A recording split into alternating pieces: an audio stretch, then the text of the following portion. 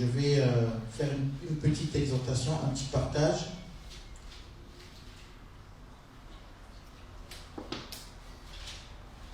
Qui va nous aider à parler de Christ. Parce que nous devons parler de Christ. Amen. Parce que nous devons parler de Christ. Il y a tellement de perdition, il y a tellement des personnes dont les vies sont détruites. Et je parle beaucoup avec certaines personnes qui traversent des difficultés, qui traversent des problèmes, qui traversent... Et quand on leur parle de Christ, ils comprennent qu'ils ont besoin de Dieu. Mais il y a cet attachement au monde qui les retient. C'est quand même fou de voir que tu parles de Christ à quelqu'un qui dit que ça lui fait du bien, mais qui a du mal à aller plus loin avec Jésus.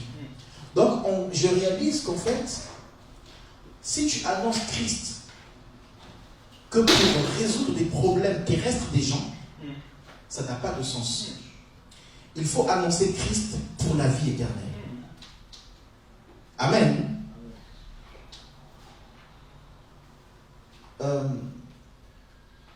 Il y a des familles qui ont été détruites parce qu'on a vu, ça je parle des gens, je parle des personnes avec lesquelles j'ai partagé, des familles qui sont détruites parce que il y a un monsieur qui vit avec sa femme et qui ont des enfants.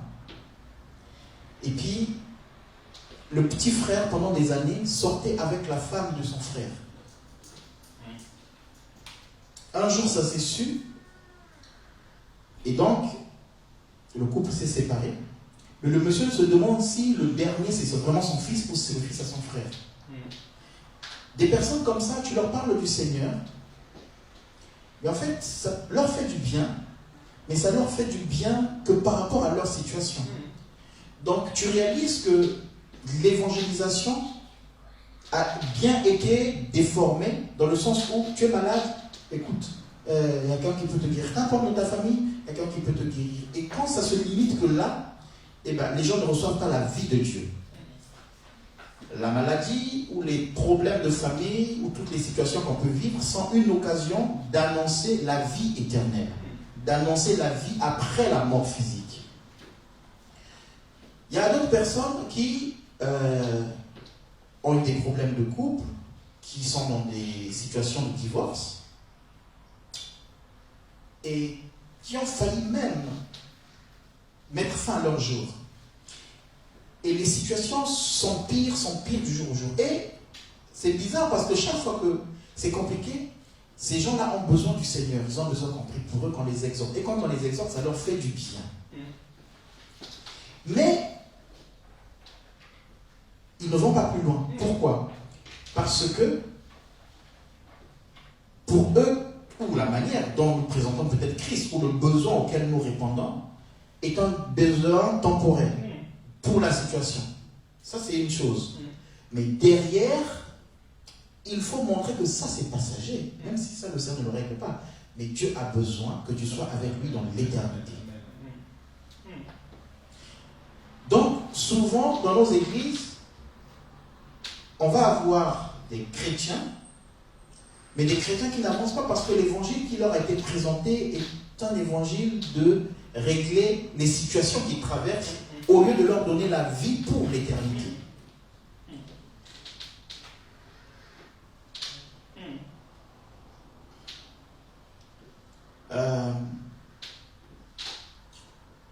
Donc, il faut que nous changeons notre façon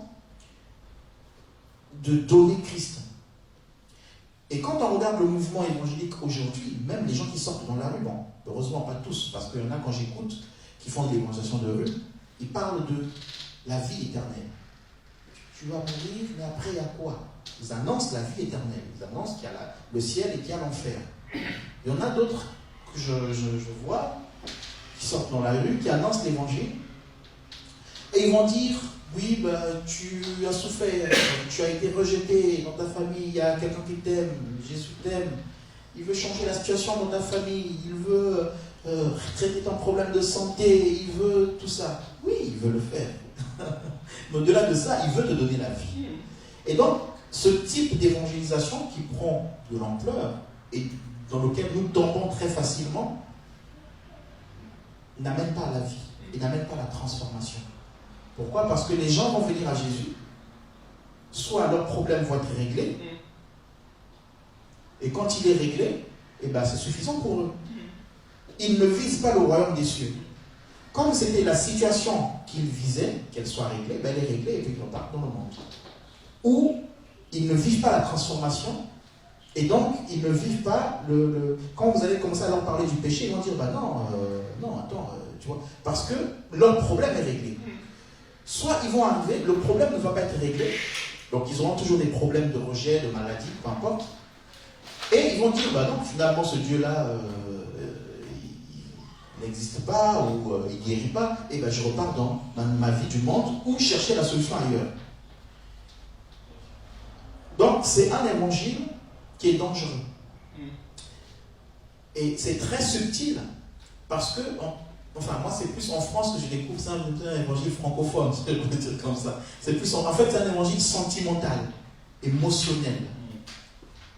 Hein? Donc les gens sont dans les émotions, dans leurs problèmes, dans leurs difficultés, et on va se servir de ces difficultés pour leur apporter Christ. Mais Christ ne vient pas pour régler les difficultés terrestres. Les difficultés terrestres que Christ va régler, c'est pour lui, effectivement, pour que tu sois bien, que tu sois un témoignage pour les autres, mais il va les régler parce que derrière aussi, il veut que tu sois avec lui au ciel. C'est d'abord ça l'objectif premier. Vous allez remarquer que même les miracles que Jésus a fait, quand vous voyez dans Jean chapitre 9, quand il a guéri par exemple l'aveugle, naissance, après la guérison, le monsieur ne le connaissait pas. Il ne le connaissait pas, il ne le connaissait toujours pas. Donc, ce monsieur-là se prend la tête, on va dire ça, avec les pharisiens qui lui disent, mais oui, mais qui t'a guéri, comment il a fait? Le monsieur leur dit, mais allez lui demander. Vous me demandez à moi, mais si vous voulez être ses disciples, suivez-le. Finalement, lui-même, il ne connaissait pas Jésus. Plus tard, il revient vers Jésus. Il dira à Jésus, mais qui es-tu? Et là, Jésus se révèle à lui et il accepte le Seigneur. Donc, on va remarquer que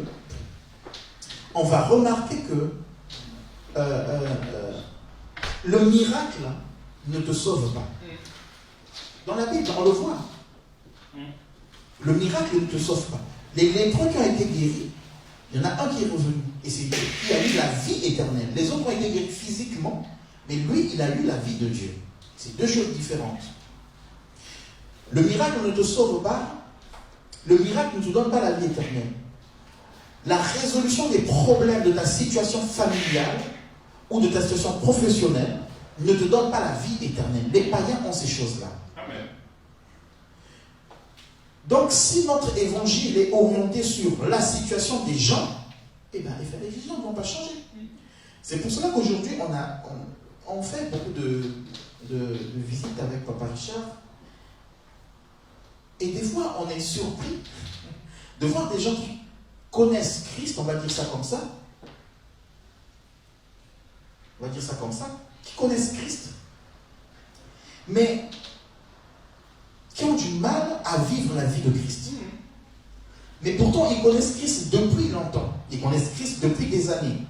Pour certains, c'était des servantes et des serviteurs. Moi, je suis toujours étonné de voir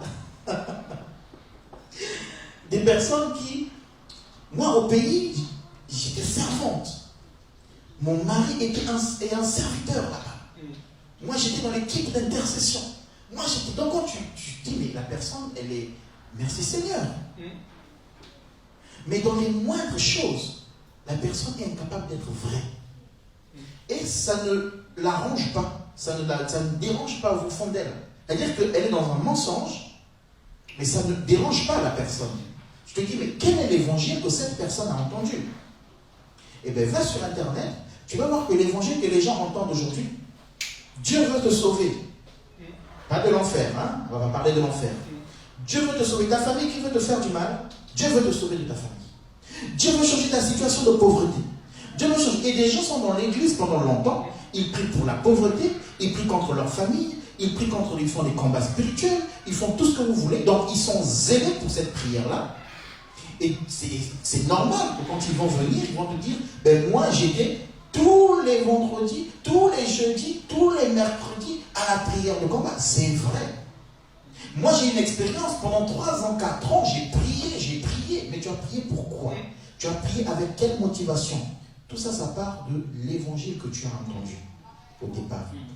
Est-ce que l'évangile que tu as entendu au départ est un évangile qui te dit que Dieu est venu pour changer ta situation familiale ou ta situation professionnelle? Donc quand on a affaire à des gens comme ça, eh bien c'est difficile de revenir à la base, de déraciner ce qu'ils ont appris comme faux évangile, j'appelle ça, pour implanter l'évangile de Christ qui est le salut pour la vie éternelle. Amen. Donc, faisons pas l'erreur de tomber dans cette erreur de l'évangile émotionnel, sentimental, psychologique, évangile politique. J'entends des hommes de Dieu à Kinshasa dans certaines vidéos. Oui, l'État a abandonné le pays. Donc nous, on est là. Hein. C'était un pasteur qui disait ça dans un reportage de France 2, je crois, là-bas à Kinshasa, mais ça fait longtemps ce reportage-là.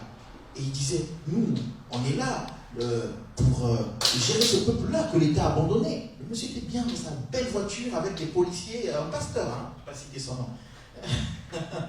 Il y a une chaîne de télé là-bas à l'époque, même quand on était encore au Congo, il y avait une chaîne de télé. Et donc l'État a abandonné les gens. Donc nous, on est là pour leur redonner un peu d'espoir, pour leur redonner de la force. Tu es là pour les amener au ciel. Tu n'es pas là pour pallier au manque de vie. Parce que l'État ne donne pas la vie éternelle. L'État va s'occuper de tes problèmes de chômage, de tes problèmes de finances, de tes problèmes de santé. D'accord? Et si l'Église vient à pallier à ces problèmes-là, il faut d'abord que l'Église pense au salut de l'âme. Et donc, quand ce pasteur disait ça dans le reportage, il était tout fier. Et c'est vrai qu'ils règlent les problèmes des gens. Ils aident les gens. Mais derrière ça, ils s'enrichissent. Et ils manipulent les gens.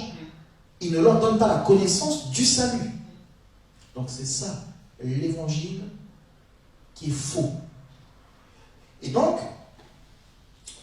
souvent on est confronté à des situations où on a des personnes qui sont formatées avec ce faux évangile, qui ont grandi dedans, qui ont développé une connaissance de Dieu, mais par rapport à cet évangile-là, qui ont la révélation de Dieu qui est leur sauveur, mais sauveur dans des difficultés financières, sauveur dans des problèmes de santé, sauveur contre les sorciers, contre les marabouts, un Dieu qui est, qui est l'alpha et l'oméga, mais quand eux ils veulent, dans leur situation à eux, quand ils veulent, pas comme Dieu veut, ils ont la révélation d'un Dieu qui est leur Père, qui pourvoit à tous leurs besoins. Mais quels besoins? Pas les besoins spirituels, mais que des besoins physiques et matériels. Donc les gens sont tellement ancrés dans cela, ils ont grandi dans cela, et quand vous les recevez, quand vous les ramenez à l'évangile, que prêchait l'apôtre Pierre, que prêchait l'apôtre Paul, non. Pourquoi? Parce que cet évangile-là, du salut, pour gagner le ciel, quand Paul dit travailler à votre salut, travailler à ton salut, c'est pas prier contre les sorciers, c'est travailler à ta propre chair. Et ça, c'est difficile. C'est facile avec le Saint-Esprit. Mais quand je dis que c'est difficile, c'est parce qu'on aime toujours mettre la raison de nos problèmes sur les autres, ou la cause de nos problèmes sur les autres. Et nous voulons passer à une phase où nous allons parler de Christ, mais nous allons sortir de ce que nous avons appris et revenir à parler de Christ pour la vie éternelle. Amen. Si notre évangile consiste à parler de Christ pour régler les problèmes des gens sur terre, eh bien nous aurons des personnes qui ne grandiront jamais avec Christ. Et nous aurons des personnes qui auront des yeux fixés vers la terre, fixés vers les choses du monde, fixés vers les choses de la terre et non vers les choses d'en haut. C'est des personnes qui vont chercher des bénédictions matérielles au lieu de comprendre qu'ils ont été bénis, des bénédictions spirituelles dans les lieux célestes.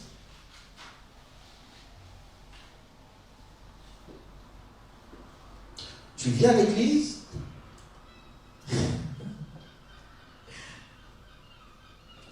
amen, tu étais enchaîné par les sorciers, on prie pour toi, tu es délivré, ok, il n'y a plus de problème avec les sorciers, mais en sortant de chez toi, boum, un accident, c'est pas le sorcier qui t'a tué, tu n'as pas fait attention. Vous voyez que tu as besoin d'avoir la vie éternelle. Pourquoi? Tu peux être sauvé du sorcier, il n'y a pas de souci. Et si tu meurs et que tu n'as pas la vie éternelle, tu es où? Avec les sorciers. Amen. Donc voilà. Et j'aimerais cet après-midi, c'était pas le message que j'avais prévu, mais je pense qu'il faut que je partage quelques armes qu'il faut pour que nous puissions annoncer l'évangile du Christ, l'évangile du salut. Parce qu'il y a tellement de souffrances, il y a tellement de gens qui partent vers l'enfer, tellement de gens qui meurent et qui n'entendent pas la parole de Dieu et nous avons besoin de la donner. Alors, l'évangile que nous devons annoncer, c'est l'évangile de Christ. On va lire quelques passages. On va d'abord lire dans 1 Jean, chapitre 1. Il y a des passages qui me viendront comme ça, que je chercherai, que je ne les ai pas préparés, mais vous m'excuserez de tâtonner dans certaines recherches. 1 Jean chapitre 1, verset 1. 1 Jean chapitre 1, à partir du verset 1. Je vais lire la parole. Ce qui est dès le commencement, ce que nous avons entendu, ce que nous avons vu de nos yeux, ce que nous avons contemplé et que nos mains ont touché, concerne la parole de vie. Car la vie a été manifestée et nous l'avons vue et nous lui rendons témoignage. Et nous vous annonçons la vie éternelle qui était auprès du Père et qui nous a été manifestée. Ce que nous avons vu et entendu, nous vous l'annonçons à vous aussi, afin que vous aussi vous soyez en communion avec nous. Or, c'est quoi cette communion? Or, notre communion est avec le Père et avec son Fils Jésus-Christ. Et nous écrivons ces choses afin que notre joie soit parfaite. Amen. Donc, l'évangile, ici, l'apôtre Jean parle d'abord du commencement. Il dit, ce qui est dès le commencement, c'est ce que nous avons entendu, ce que nous avons vu avec nos yeux, et c'est ce que nous vous annonçons. Ce qui est dès le commencement, c'est la parole de Dieu. C'est la parole créatrice. C'est la parole qui donne la vie. Souvenez-vous qu'au commencement, quand la parole est sortie, dès que Dieu prononçait une parole, les choses se faisaient. Le monde prenait vie. Dès que Dieu sortait une parole, la terre se faisait. Dès que Dieu sortait une parole, les arbres se poussaient. Dès que Dieu sortait une parole, il y avait les animaux qui se créaient. Donc c'est déjà une parole qui donne la vie. Dieu a créé Adam, il a créé Ève, il leur a soufflé son esprit, il leur a donné la vie. Dès le commencement, la parole de Dieu est une parole pour donner la vie. Ça, c'est la première chose. Et quand l'apôtre Jean continue, il dit au verset 2, car la vie a été manifestée en nous, et nous l'avons vue, et nous lui rendons témoignage, et nous vous annonçons quoi? La vie éternelle. Qu'est-ce que nous annonçons? la vie éternelle. Nous n'annonçons pas, comme j'ai dit tout à l'heure, les voitures. Nous n'annonçons pas les difficultés financières. Nous n'annonçons pas comment sortir du chômage. Nous n'annonçons pas comment avoir les papiers. Nous annonçons ce qui est plus important, c'est la vie éternelle. Donc si nous évangélisons, effectivement, on va rencontrer des gens qui ont des situations diverses, variées, qui ont des situations compliquées. Mais nous n'allons pas chez les gens leur parler d'un Jésus qui vient pour régler leurs problèmes de finances. Nous parlons d'un Christ qui vient pour régler un problème de la vie éternelle. Recherchez d'abord le royaume des cieux et sa justice, et les finances vous seront données en plus. Tu ne vas même pas les chercher. Ça va t'être donné en plus. Pourquoi? Parce que la parole dira, je sors un peu, mais à Josué, dans Josué, il est dit, médite cette parole jour et nuit, tu réussiras dans tes entreprises. Mais ça veut dire quoi? Ça veut dire que, en fait, ce que tu vas entreprendre ne viendra pas de toi. Puisque tu médites la parole jour et nuit, donc tu as une inspiration, tu es conduit dans tes entreprises. Et si tu es conduit dans tes entreprises, forcément, tu réussis. Ça veut dire que la base, c'est rechercher la vie avec Dieu. Et une fois que j'ai trouvé la vie avec Dieu, cette communion-là, Dieu qui est omniscient, qui sait ce qui va arriver, qui sait où il te conduit, qui sait les plans qu'il a formés pour toi, pour te donner l'avenir, et bien lui, il va te conduire pour faire des projets qui vont réussir. Parce que sinon, tu vas faire un projet selon la volonté permissive de Dieu et qui va te faire perdre du temps. Amen. Donc, d'abord, la vie éternelle. Une fois que j'ai reçu la vie éternelle, cette vie éternelle-là, qui est la communion aussi avec Dieu, me permet d'être victorieux dans les choses terrestres. Donc, l'apôtre Jean est en train de dire, nous vous annonçons quoi? La vie éternelle. Alors, qu'est-ce que nous annonçons actuellement? Nous allons chez les gens, moi y compris, hein? Quelqu'un a un problème? Oui, Dieu peut régler ton problème. Je suis en train de partager cela à la base aussi d'une expérience. À la base d'un certain travail, d'un certain suivi, et il faut savoir discerner, analyser et comprendre. Amen. Donc, j'ai eu des personnes, comme je disais tout à l'heure, à qui j'ai parlé par rapport aux situations qu'ils traversaient. Et au départ, pourtant, je leur ai dit, je viens vous aider sur la base de la parole de Dieu. Donc, tout conseil que je vous donnerai, c'est sur la base de la parole de Dieu, pas sur autre chose. Sinon, vous allez voir ici, vous allez voir des personnes qui peuvent vous aider. Ok. Et c'est vrai qu'il y en a une personne qui a accepté le Seigneur. Mais elle a accepté le Seigneur dans le but pas de gagner le ciel, mais que son problème soit résolu. Amen. Donc, vous voyez, et dès qu'on part sur cette base-là, on a tout faussé. Pourquoi? Parce que mon objectif, ma relation avec Dieu, ma rencontre avec Dieu consiste à quoi? À régler mon problème terrestre.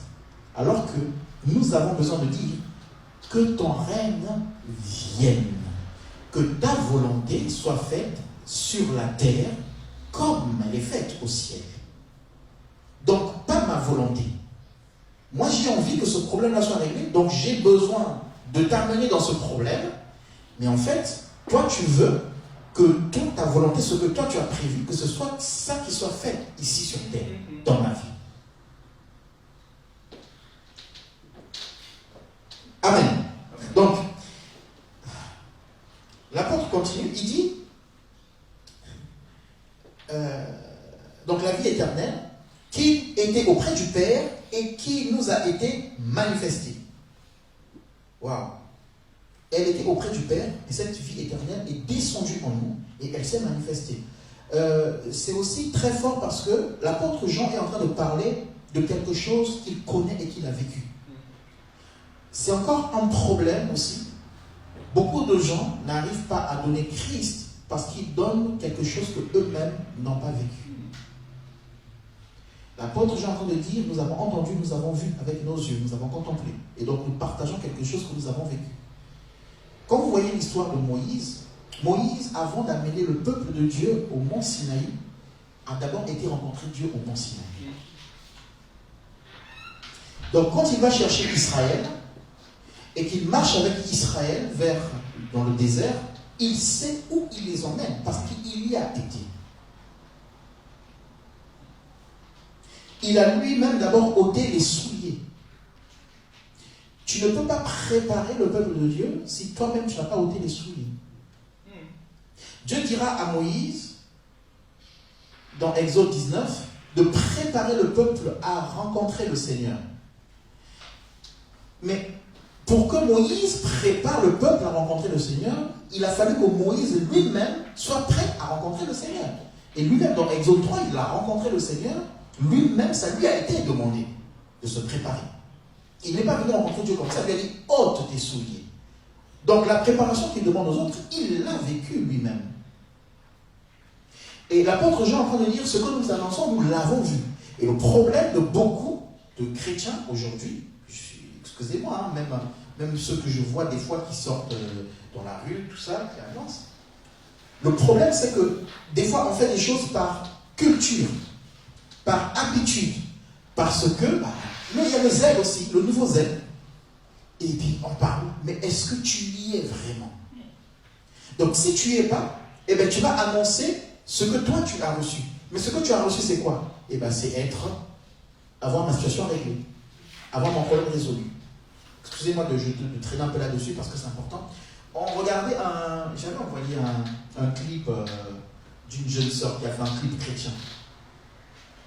J'avais envoyé à quelques frères et sœurs. Et puis, je disais que vraiment que Dieu nous préserve de cela. Parce que ça me fait vraiment mal. Je suis même limite inquiet pour mes enfants. Je dis, purée, les enfants vont grandir dans cette atmosphère ou dans cette ambiance chrétienne. Non. Je ne veux pas de ça. Il faut que nos enfants soient enseignés. Parce que ça prend tous les jeunes. Surtout afro. Ça prend toute la jeunesse. Mais c'est une distraction énorme de l'ennemi. Donc, ce clip-là, qui est censé glorifier le Seigneur, censé donner un témoignage, la personne fait son clip, elle dit, ma vie a changé, ma vie a été transformée. Mais quand tu regardes même la personne, comment elle chante, comment elle est, tu dis, cette vie, t'es transformée. Donc après, on est tombé sur une interview que la personne avait, cette personne-là, une interview qu'elle avait sur une chaîne télé, et le journaliste lui posait des questions pertinentes. C'est-à-dire qu'il pouvait quand même la mettre mal à l'aise parce que c'était en contradiction avec ce qu'elle chantait. Mais la personne dit,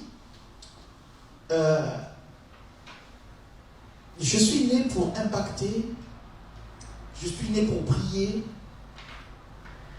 je suis né pour influencer. Oui, c'est bien, mais ça reste des mots.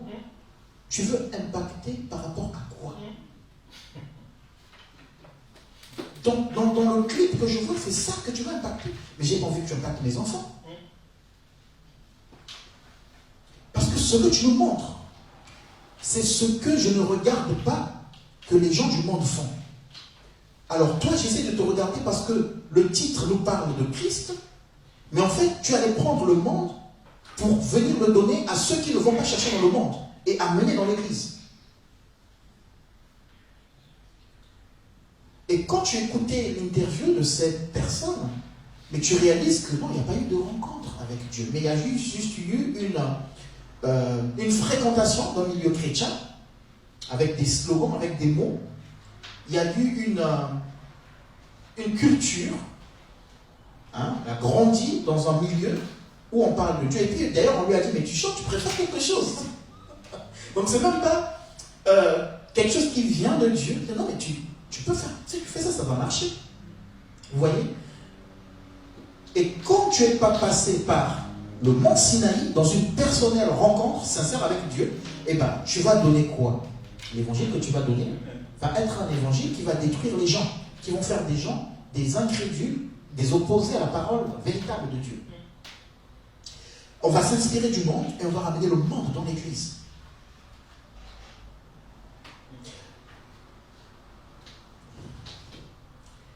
Annonçons la vie éternelle. Donc, je vais avancer parce qu'il y aura pas mal de choses. On va lire juste un passage, Matthieu 25.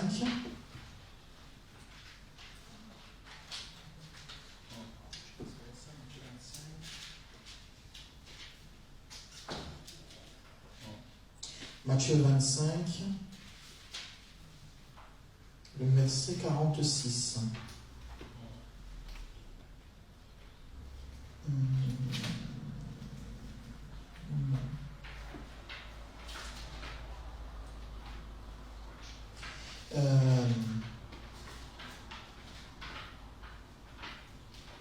On va lire, on va remonter un peu plus haut.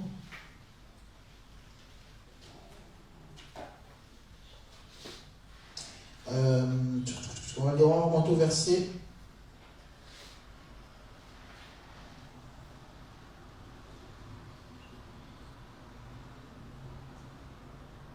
Je vais remonter au verset 40. Je commence juste là.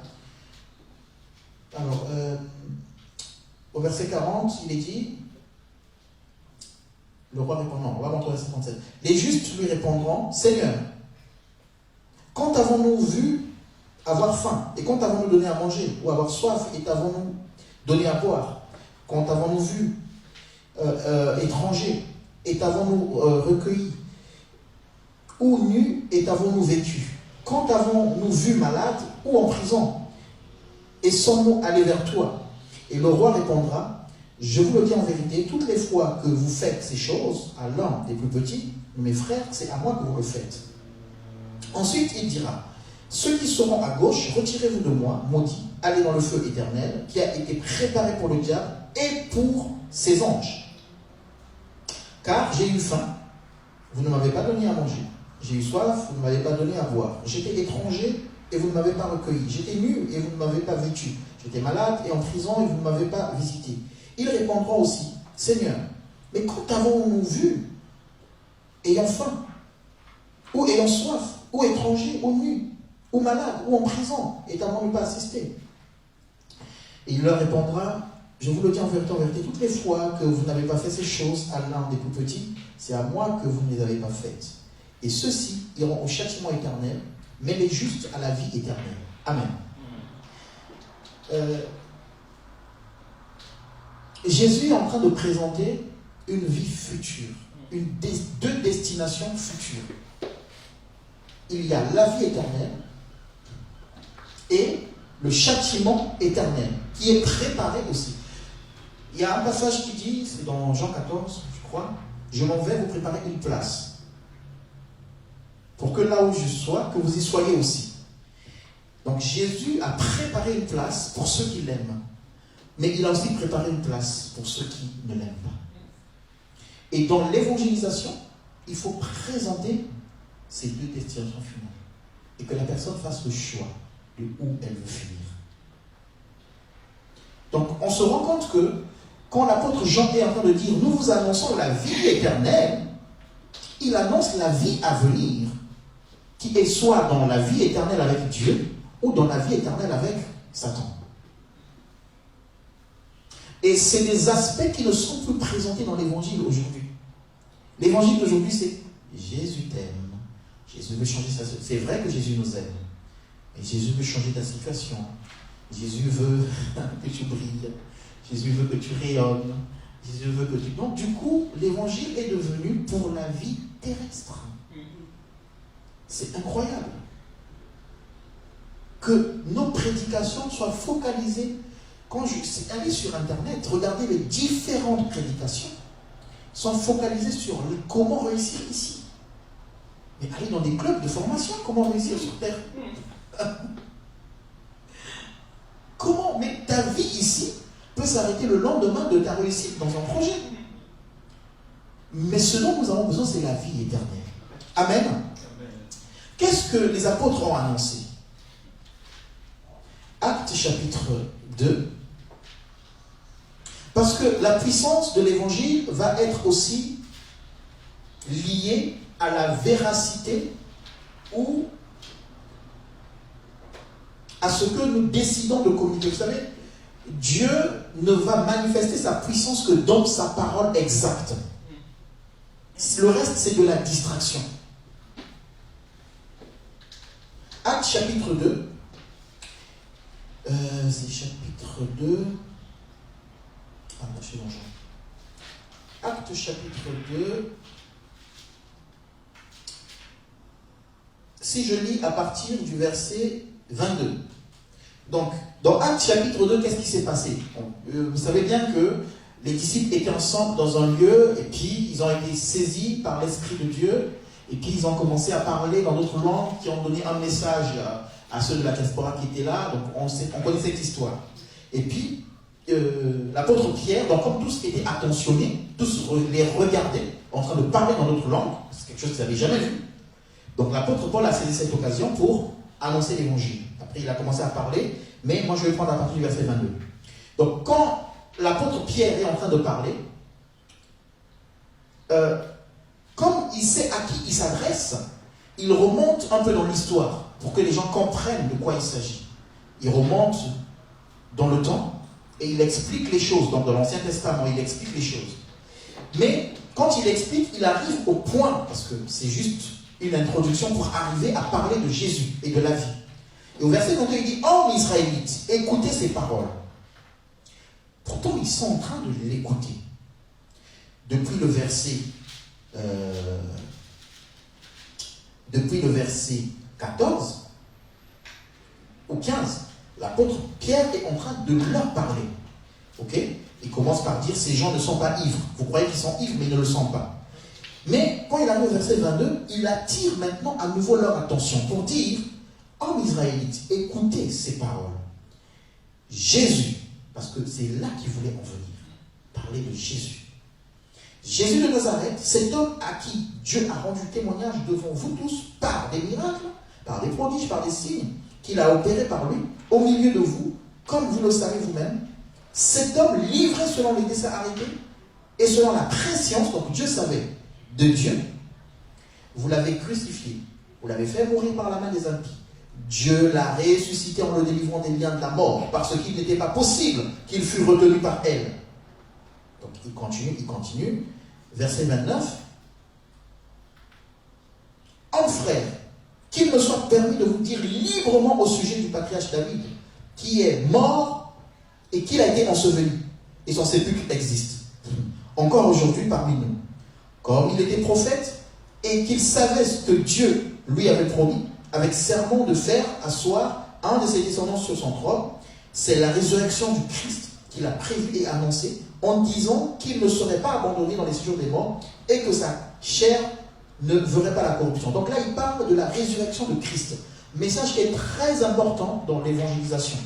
Il n'est pas en train de parler des dieux étrangers. Il n'est pas en train de dire, vous êtes des catholiques, vous faites ci. Il n'est pas en train de dire, vous êtes des branhamistes, vous faites ci. Il n'est pas en train de dire, vous êtes des témoins de Jéhovah, vous marchez comme ça. Non, il parle de Christ et de la résurrection de Christ. Il n'est pas en train de dire que vous avez des problèmes. Maintenant, votre Dieu va vous aider à les régler. Mais il parle de la résurrection. Et il démontre la résurrection de Christ par l'histoire et la promesse faite à David. Il dit, verset 32, c'est ce Jésus que Dieu a ressuscité, nous en sommes tous témoins.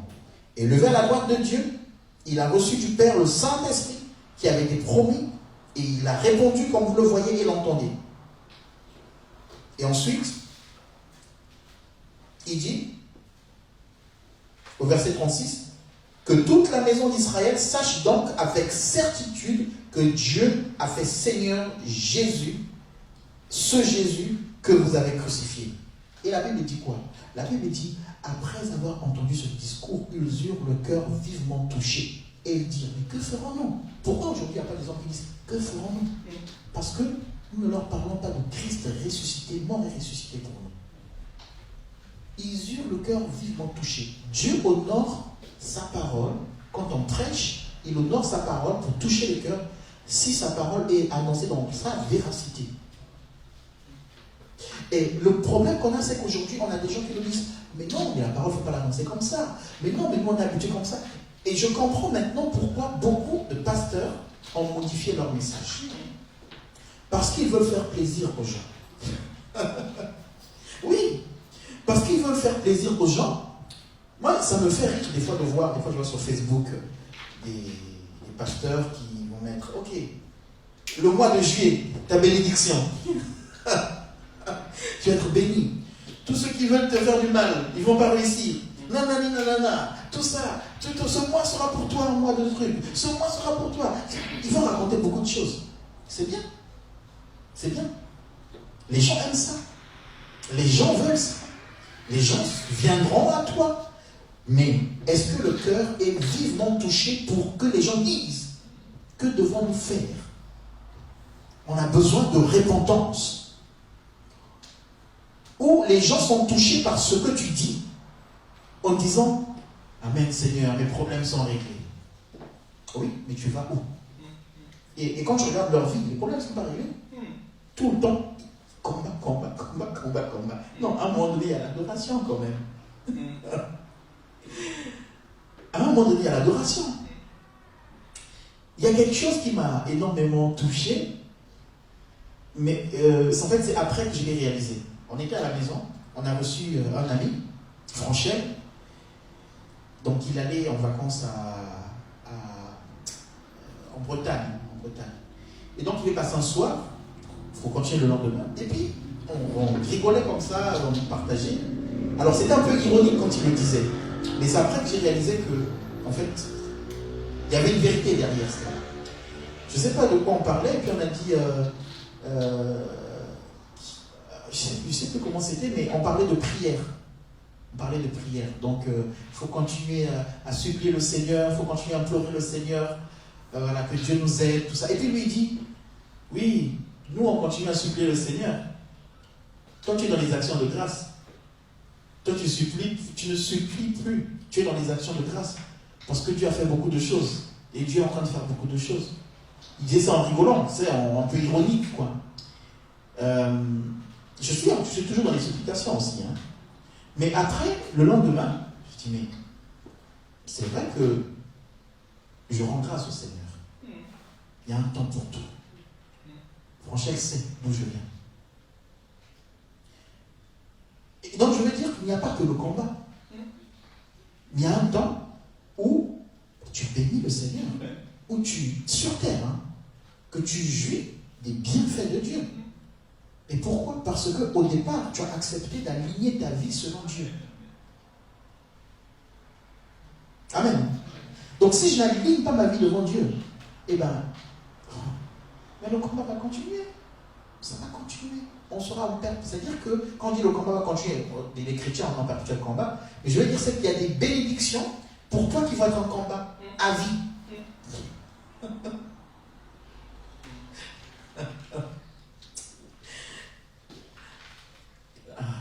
Amen. Des bénédictions pour être à vie un combat. Et les gens, le problème c'est que les gens veulent sauter les étapes, ils veulent la facilité. Et ils refusent de respecter les étapes que Dieu nous donne, que Dieu nous exige.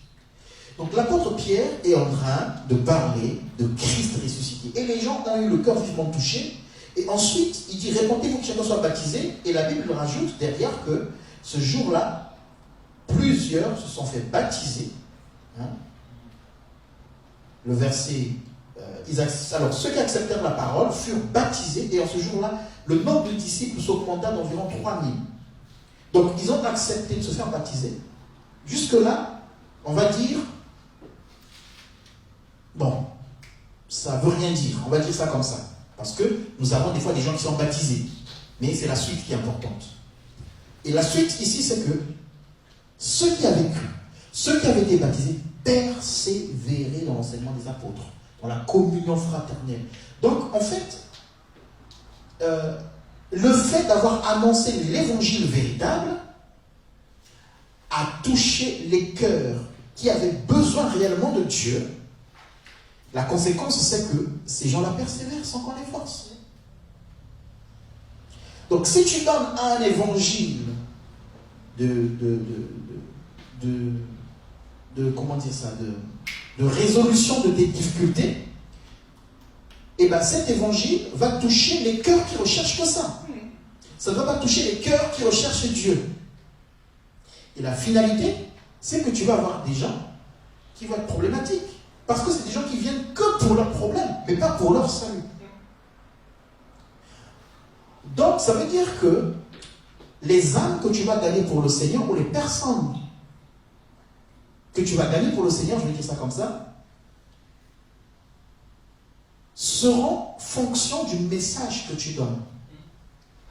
Si tu veux des personnes qui courent après des richesses, eh bien, dans la Bible, tu vas trouver des messages où tu pourras intéresser des personnes qui veulent que la richesse sur terre. Si tu veux gagner des gens qui ont besoin de construire des gratte-ciel, de rouler dans de belles voitures, qui ne recherchent que ça sur terre, dans la parole de Dieu, tu auras les éléments pour le faire. Si tu veux gagner des gens pour la vie éternelle, là, le Saint-Esprit honore le message que tu donnes, et les cœurs qui sont touchés, tu verras le résultat dans la vie de l'Église. Et j'aimerais dire que des fois, Satan nous distrait. Il nous fait perdre du temps. Il nous fait perdre du temps à vouloir donner aux gens la vie que eux, ils ne recherchent pas. Et c'est une perte du temps.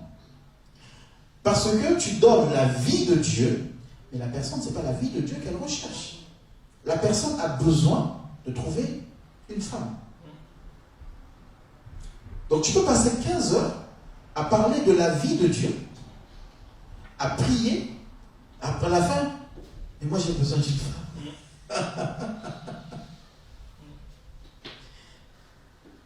Et attention, parce que si tu ne restes pas droit dans ce que le Seigneur veut que tu fasses, tu t'adaptes aux gens et tu deviens une église où il faut donner la bénédiction aux gens.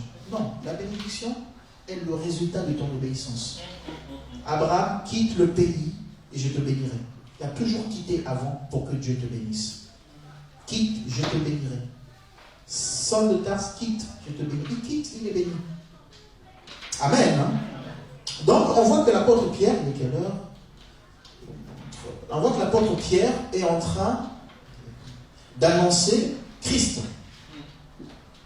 La résurrection et la mort de Christ. Donc, je répète qu'on n'est pas là pour annoncer, critiquer les églises. Que voilà, tu vois, toi, ta doctrine, c'est comme ça, tu pries des statuettes. Non. Prêche la mort et la résurrection de Christ. Toi, tu es branhamiste, toi, tu es ceci, toi, tu es cela. Non. Prêche la vie de Christ. Quand Christ sera dans la personne, il fera le reste du travail. Mais nous avons besoin d'annoncer Christ. On va lire aussi une autre histoire qui est super intéressante. Actes, toujours dans Actes. On voit donc comment les disciples annoncent la parole. Dans Actes chapitre 3, il est dit « Pierre et Jean montaient ensemble au temple à l'heure de la prière. C'est la 9e heure. Il y avait un homme boiteux de naissance qu'on portait et qu'on plaçait tous les jours à la porte du temple appelé la Belle, pour qu'il demandait de l'aumône à ceux qui entraient dans le temple. Cet homme, voyant Pierre et Jean, qui allaient entrer dans le temple, leur demanda l'aumône. Pierre, de même que Jean, fixa les yeux sur lui et lui dit « Regarde-nous ». Il le regardait attentivement, s'attendant à recevoir d'eux quelque chose. Qu'est-ce qu'il attendait de recevoir? De l'argent. Donc sa première motivation, c'est de l'argent. J'ai fait exprès de prendre ce passage parce que, pour dire, mais oui, mais il y avait quelqu'un qui voulait la guérison.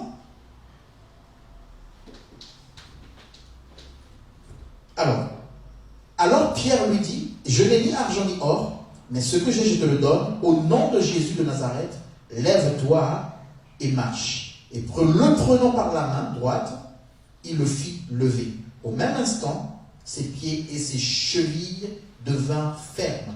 D'un saut, il fut debout et se mit à marcher. Il entra avec eux dans le temple, marchant, sautant et louant Dieu.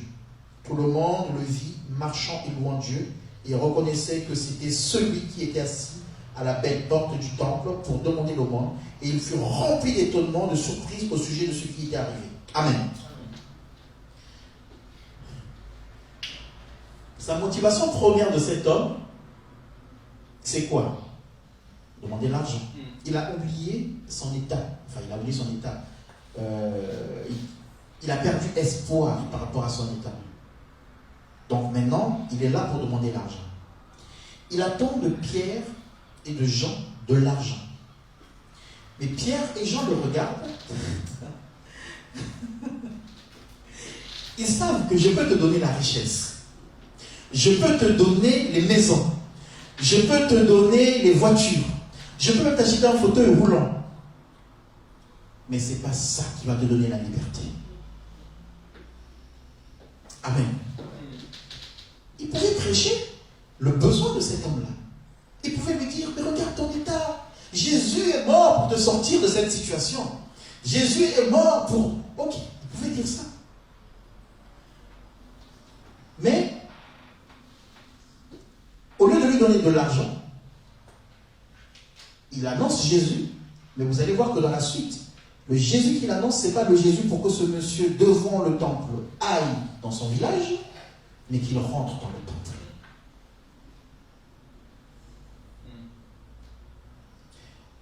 Donc, sa situation physique est un moyen de l'amener à la rencontre avec Dieu.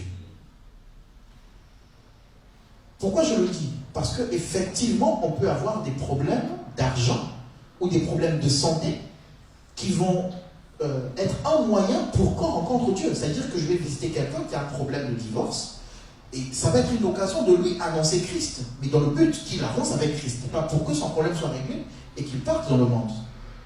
Donc c'est un moyen pour que la personne rencontre Christ. Mais la personne va rencontrer Christ si moi, dans son problème, je lui annonce Christ. Si je lui annonce juste comment régler son problème, sa situation, il ne se passera rien. Qu'est-ce qu'ils ont dit, l'apôtre Pierre et Jean? Qu'est-ce qu'ils ont dit? Il dit, je n'ai ni argent ni or, mais ce que j'ai, je te le donne. Au nom de Jésus de Nazareth, lève-toi et marche. Est-ce que Pierre et Jean n'avaient pas d'argent? Parce que si vous lisez juste avant, vous allez voir que les apôtres venaient déposer, tout le monde venait déposer aux pieds des apôtres tout leur argent. Ils vendaient des biens, ils vendaient des terrains et ils déposaient aux pieds des apôtres. Et les apôtres distribuaient. Donc ils avaient de l'argent. Mais il a compris que le besoin de celui-là, ce n'est pas l'argent. Beaucoup de personnes viennent à l'église, effectivement, besoin d'argent. Et les hommes de Dieu répondent pour régler leurs problèmes d'argent, au lieu de leur donner Christ. La joie de cet homme-là a été plus grande que si on lui avait donné de l'argent.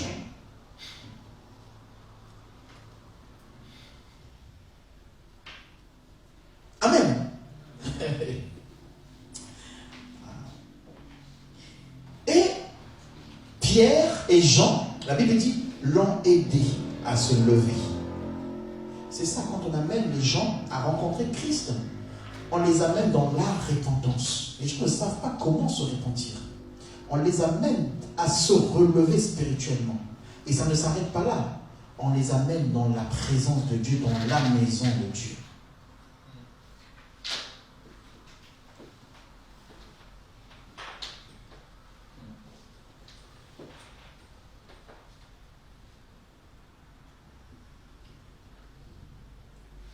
Et ses chevilles deviennent fermes. En le prenant par la main droite, il le fit lever. Au même instant, ses pieds, ses chevilles deviennent fermes. Ça parle des bases spirituelles. C'est qui doit aider? C'est l'apôtre. C'est celui qui amène, mais celui qui amène la personne à se relever, elle-même doit être une personne ferme, convaincue. Imaginez si Pierre et Jean, boîtiers eux aussi. Comment ils allaient amener l'autre à être ferme alors qu'eux-mêmes ne sont pas fermes?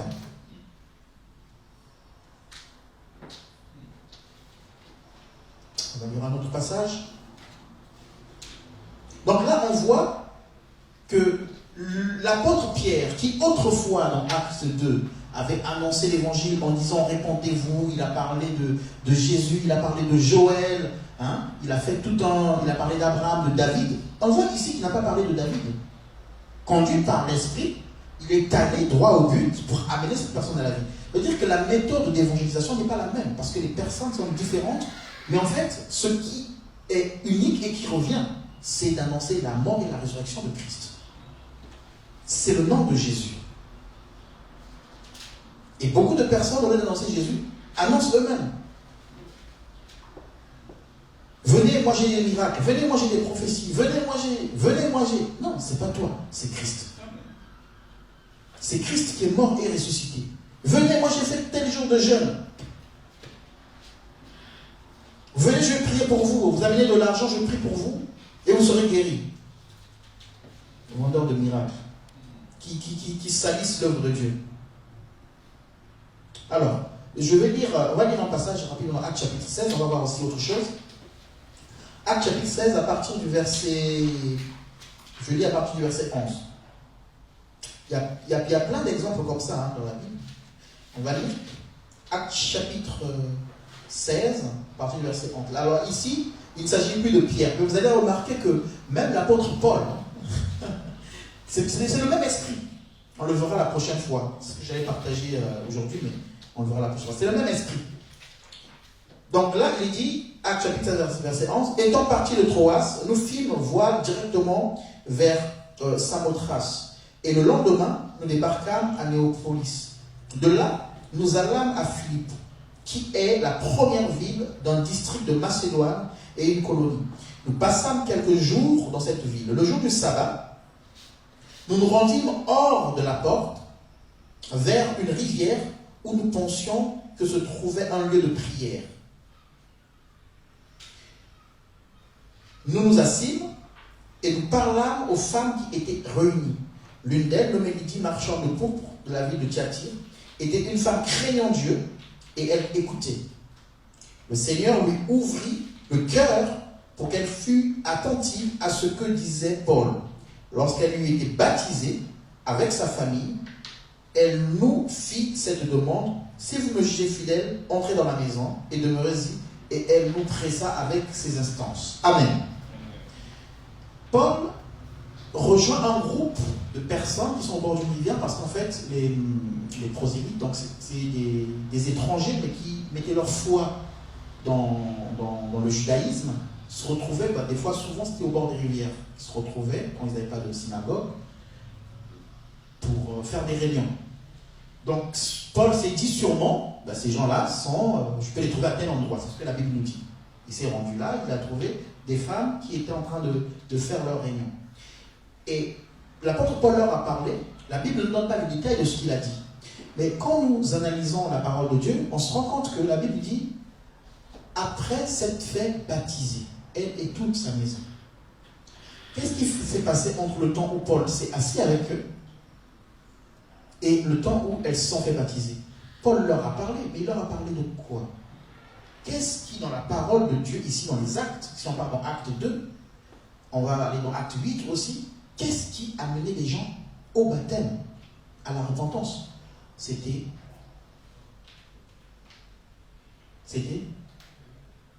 la vie éternelle, mais on parlait de quoi? De changer de vie. On parlait de changer de vie, d'abandonner le péché. C'était un message clair, un message de renaissance, un message de salut. Donc ça veut dire que l'apôtre Pierre, ou Paul ici, dans ce cas, c'est Paul, il n'a pas parlé de ce qu'eux étaient en train de faire. Soit c'est bien ou c'est pas bien, leur retrouvaille ou leur réunion. Il n'est pas rentré dans ce jugement-là. Il n'est pas venu donner un message pour les faire sortir d'une situation. Mais il est venu leur donner un message de repentance qui conduit au baptême. Parce que c'est un baptême de repentance. Amen.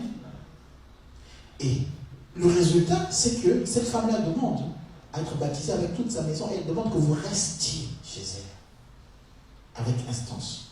Donc, on voit ici que le message qui est donné est un message qui non seulement amène à la repentance, mais c'est un message qui pousse à la communion fraternelle. Comme dans Acte 2, ils étaient ensemble, mais cette femme-là n'a pas connu Acte 2, mais c'est les mêmes sentiments qui naissent dans le cœur de cette femme qui insiste, qui dit « Restez avec nous, restez en communion avec nous ». Quel est le message que nous donnons et que nous allons donner aux gens? Le message que nous allons donner, de ce message résultera le comportement des âmes. Amen. Si je veux donner un message pour régler le problème de quelqu'un, la communion fraternelle, il s'en fiche. Pourquoi? Parce que son problème est résolu. Mais si je donne un message de repentance, de salut, eh bien, nous comprenons que quand la Bible dit qu'il est doux pour des frères d'être ensemble, c'est là que Dieu déverse sa bénédiction. Et quelle est cette bénédiction? C'est la fin du chapitre, la dernière phrase, la vie pour l'éternité. Donc Dieu déverse la vie pour l'éternité dans la communion fraternelle. Si je veux demeurer, travailler à mon salut pour la vie éternelle, la communion fraternelle. Mais ça, pour que j'en sois conscient, il faut que j'ai d'abord reçu le vrai évangile qui est celui de la repentance. Amen. Donnons l'évangile dès le départ. Donnons l'évangile qui est l'évangile de Christ, l'évangile du salut, l'évangile de la repentance. Pas l'évangile de régler des problèmes. Si je règle un problème, il faut que je m'assure que le boiteux entre avec moi, louons Dieu. Il ne quittait plus les disciples. Amen.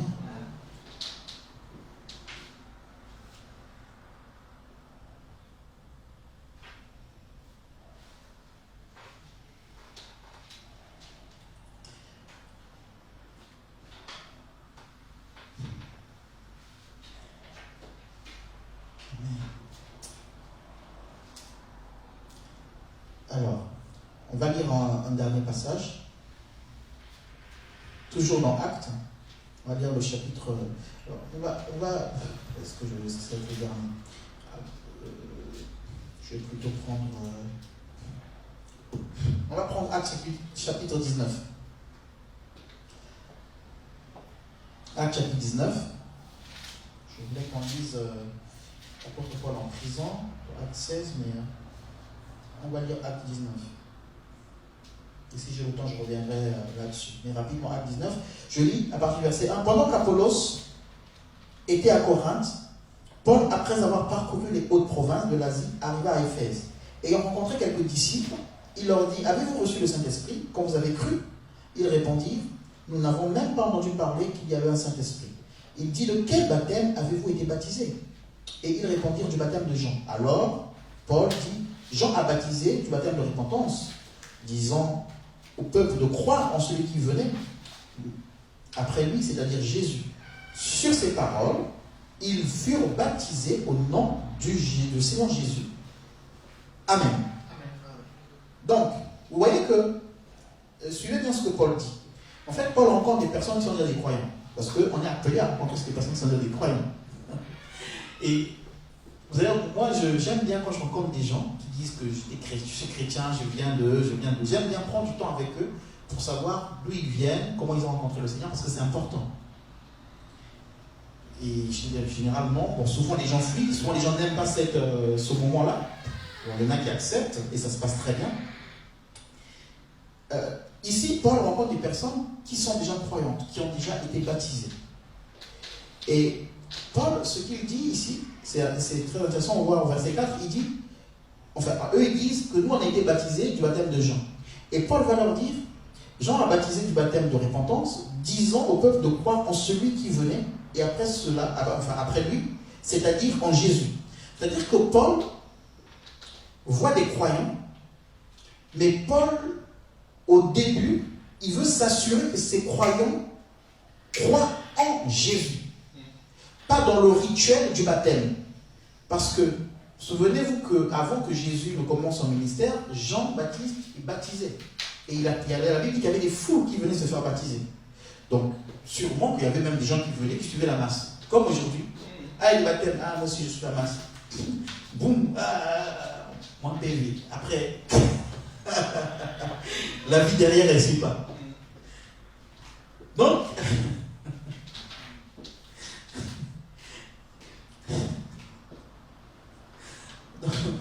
donc à l'époque, il y avait beaucoup de personnes qui venaient se faire baptiser. Que Jean-Baptiste baptisait. Donc, qui s'appelaient des disciples. Qui étaient censés produire des fruits dignes de la repentance. Qui étaient censés avoir rencontré Jésus, marchant dans la foi. Manifestant Dieu dans leur vie. Mais Paul les rencontre. Et puis Paul, il veut s'assurer que ces gens-là ont vraiment rencontré Jésus. Il va dire, ok, mais est-ce que vous avez reçu le Saint-Esprit? Parce que pour Paul, quand tu reçois Christ, normalement tu reçois le Saint-Esprit. Ça va avec. C'est pas possible que tu reçoives Christ et que tu n'aies pas le Saint-Esprit. Parce que une fois que tu as reçu le Christ, c'est le Saint-Esprit qui te convainc du péché, de la justice et du jugement. Donc, Paul dit, mais, ah bon, vous n'avez pas entendu parler du Saint-Esprit? Mais c'est bizarre, parce que c'est lui qui va vous conduire une fois que vous marchez avec Christ. Mais, quel baptême vous avez reçu alors? Ah, mais c'était le baptême de Jean, donc de Jean-Baptiste. Et Paul va dire, oui, mais Jean, lui, il vous préparait à entendre parler de Jésus. Parce que c'est Jésus qui sauve.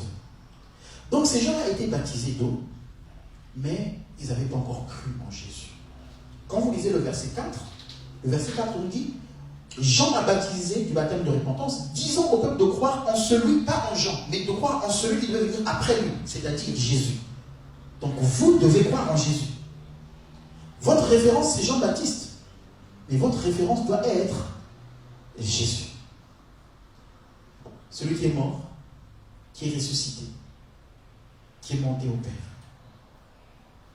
Et sur ces paroles, la Bible dit qu'il les a baptisés au nom de Jésus. Amen. Vous voyez qu'on peut recevoir des gens dans l'église qui viennent dire, je suis un disciple de Jésus. Je suis une servante. Je suis un serviteur. Au pays, j'ai servi. Souvent au pays. Pour nous tous, on a servi au pays. Hein. Mais c'est souvent le pays qui revient. Quoi. Mais serve aujourd'hui. Marche aujourd'hui avec Dieu. Marche droit avec Dieu. On veut voir les fruits de ce que tu as semé au pays. Sème-le ici. Eux, ils pouvaient dire, oui, on est disciples. Et Paul dit, bon écoutez, maintenant il faut croire en Jésus. Ils pouvaient dire, mais oui, mais on a déjà cru en Jésus. Non, ils n'avaient pas cru en Jésus. Et il y a beaucoup de personnes qui n'ont pas cru en Jésus. Et donc, il n'y a pas de signe de repentance et de changement. Et c'est normal, ils n'ont pas le Saint-Esprit. Ils se sont limités au baptême de Jean. Ils n'ont pas le Saint-Esprit. En fait, ici, le Seigneur veut nous parler du rituel. Ils ont été baptisés du baptême de Jean, mais ça restait un rituel. Vous comprenez? Il n'y a pas eu une vie après. Et beaucoup de chrétiens viennent souvent dans les églises, mais ils sont dans le rituel de ce qu'ils ont reçu là où ils étaient. Mais il n'y a pas eu une véritable rencontre qui laisse la place au Saint-Esprit. Et donc, qu'est-ce que nous avons besoin de faire? C'est de nous assurer que ces gens-là croient vraiment en Jésus. Parce que s'ils croient en Jésus, ils vont vivre la vraie repentance, par le vrai baptême au nom de Jésus. Et ils vont vivre quoi? Ils vont vivre la présence du Saint-Esprit, la puissance du Saint-Esprit qui va les conduire. Amen.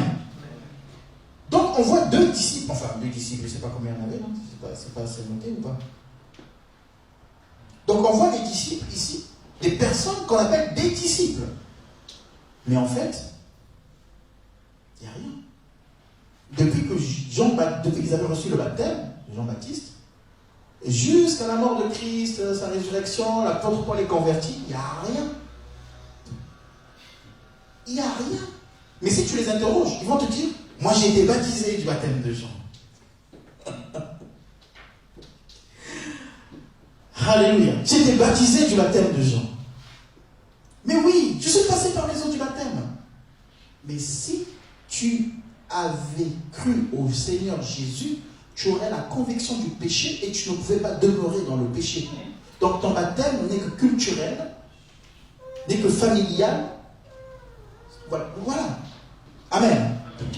Donc la puissance dans l'évangélisation, la puissance dans les âmes que nous devons gagner à Christ et que nous allons gagner à Christ, faisons attention, c'est de prêcher Christ qui est mort et ressuscité. Je refuse de prêcher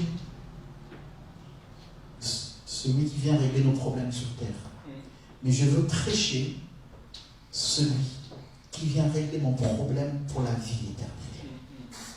Parce que lui-même, il se chargera de régler mes problèmes sur terre. Vous savez, on parle de l'enfer et on parle du ciel. Mais l'enfer et le ciel, c'est d'abord ici sur terre. Si tu es en Christ, que tu as accepté Jésus et que tu vis la vie de Dieu, avant de vivre la vie de Dieu dans la présence de Dieu, quand tu seras décédé et que tu seras dans ton esprit, dans la présence de Dieu, ici sur terre, tu vas déjà vivre le paradis.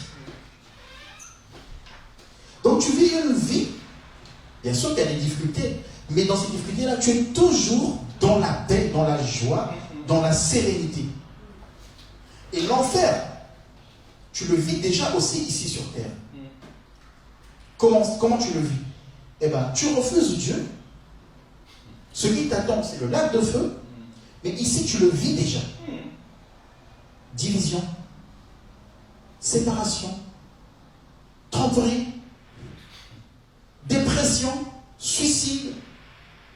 Je parlais à quelqu'un maintenant il y en a tellement trop, qui veulent se suicider, qui veulent mettre fin à leur jour. J'en peux plus. Oui, mais c'est déjà... Mais je ne vais pas dans le détail, mais le problème, c'est un problème de péché. Qui a fait? C'est toi. Qui a semé? C'est toi. Et ça te conduit à la mort. Donc c'est déjà l'enfer que tu es en train de vivre, qui veut te pousser à mettre fin à tes jours. Et c'est un choix que tu as fait. Amen. Que Dieu nous aide. Je vais prier. Seigneur,